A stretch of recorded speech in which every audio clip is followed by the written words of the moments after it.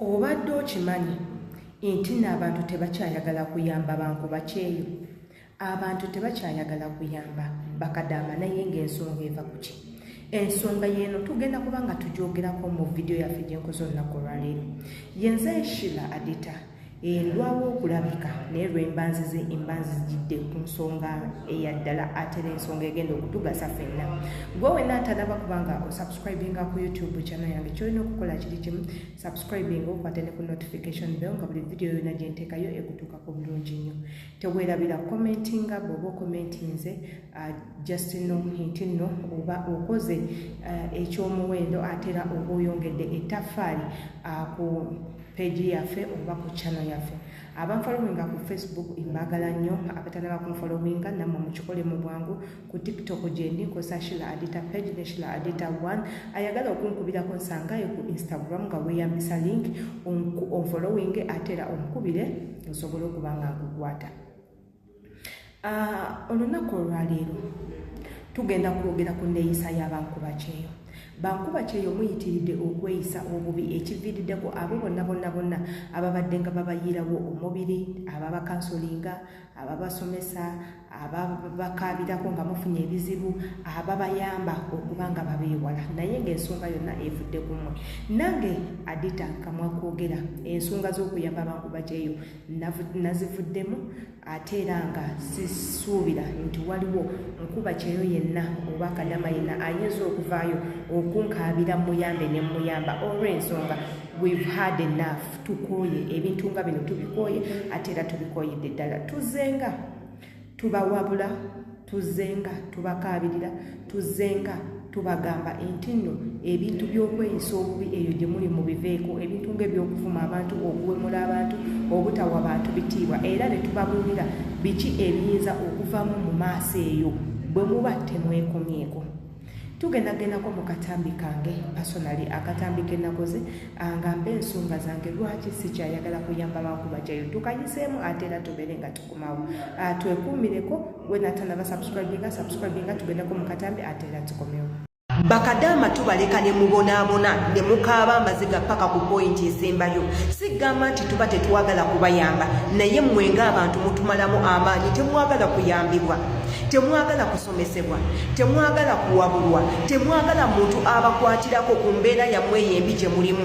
Omuntu n'avaayo n'asomesa ekintu ekigenda okuyambako abantu abangi abali eyo abeekuumidde mu butamanya, abaagenda nga tebamanyi nti oba embeera gye balimu embi basobola okugivaamu, wabula oli n'avaayo ate ku katambi k'okoze akagenda oyamba banne ye n'akazanyiramu. Kyova olaba ebiseera ebisinga ffe tulowooza ebintu bye muvayo nga mutukaabirira mutuwoowoolera muba muli mu kontenti, muba mu muzannyo. Ate nze nga Sheila Adita sikyafaayo. Mwannyinaze newookaaba nze sikyalumwa, mwannyinaze newootuukako ekizibu nze sikyalumwa, kubanga bye nayogeranga ebiyinza okutaasa mu bizibu igwe bye wagobanga nga akatambi ako yenze nakakoze mu ddoboozi lyange kansuubire nti nno mukawuliriza bulungi. Mpaddeko ensonga ezimu entonotono lwaki tetukyayagala kuba nga tubeererawo bankuba kyeyo.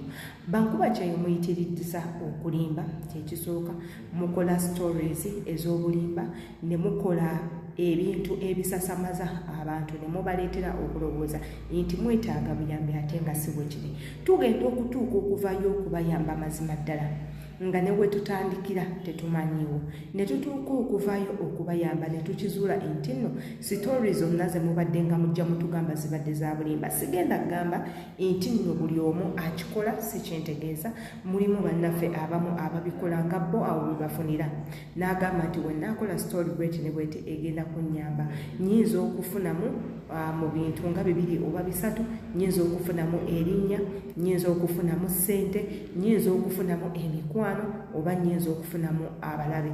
Ngenda kufuna abantu bangi nnyo abagenda osharinga vidiyo yange, abagenda okukomentinga, abagenda okuba nga banfollowinga n'ebintu ebirala. Ne weerabira nti nno kati okoze story nga ya bulimba naye ofiirizza banno abalala makumu abalina ebizibu.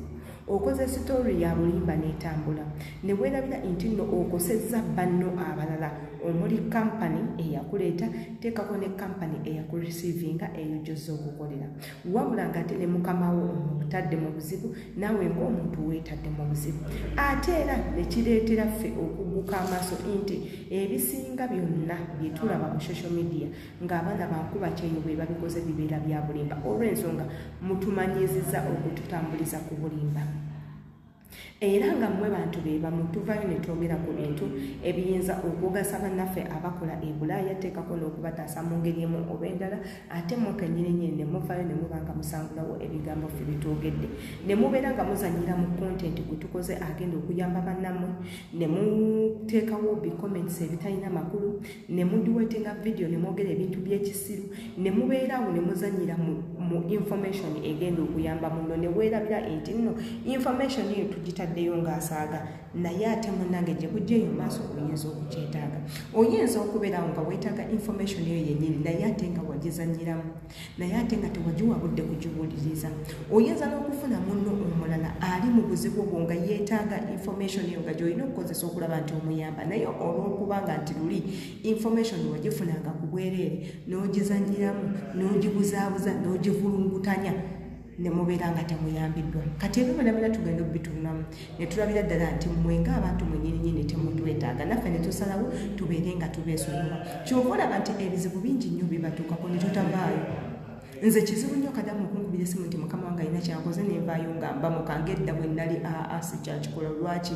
Nfunyeeko ku bantu abawera 10 nga baagala kunkozesa bukozesa, n'otuuka obaako by'omubuuza n'abyegaana oba ekintu okigusiza otuuse ku mukama wa mugyeyo abimubuuze nga tabiinaako mutwe n'amagulu. So baganda bange nziramu okubakuutira nti eyo gye muli si wala nnyo, era nenziramu okubakuutira nti neyo gye muli mwetaaga abantu ababudaabuda, abantu aboogerako nammwe, abantu ababakansolinga, abantu abagenda okubabeerera busomi mu ekyo. Nembasaba mubeere nga mweyisa bulungi, mubeere n'empisa, mweyigirize okusoma, munoonyerezenga, mwewabulenga, ebintu ebitakugasa tobiyingirira. Yingirira ebintu ebikugasa, eyo gy'oli anything can happen, eyo gy'oli anything can happen. Ate era nga n'ofundikira ng'ate weetaaga ffe be wayisangamu amaaso oba be wavumanga. Yenze Shiba Adeta kansubira nti information ene kutuuseeko, bw'eba ekutuuseeko nsaba okomentinge manye endowooza yo, embagala nnyo. See you in my next video.